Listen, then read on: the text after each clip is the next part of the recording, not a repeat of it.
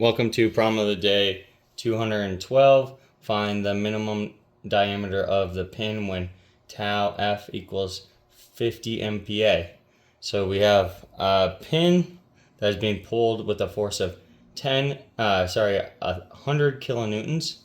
So you have force B and force A in the free body diagram, and then force of 100 kilonewtons. And this is because there's a shear here and here, and then just the force pulling it, so it's a double shear, so it's actually half the force is needed to hold it at each of those locations. You can see it worked out here because force A equals force B, so then the sum of the forces in the x equals 2FA equals 100 kilonewtons, so then FA equals 50 kilonewtons, which FB equals 50 kilonewtons.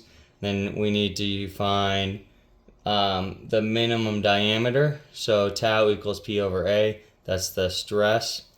So we know tau is 50 million pascals instead of megapascals, and then we know the force is 50,000 newtons.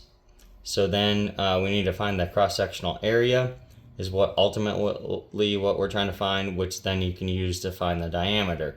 So we use this formula, tau equals P over A, so 50 million equals area over the load, which is 50,000 newtons, and then we solve for A, which is equal to 0.001 meters squared. So then we take that and solve for the radius, and our radius, after solving for it, because we'll divide off pi and take the square root of it, r equals 0.0178 meters, and multiply it by 2 to get the diameter. You get 0.0356 meters, and then multiply by 1,000 to get it to millimeters, so you get 35.6 millimeters for the diameter of the bolt.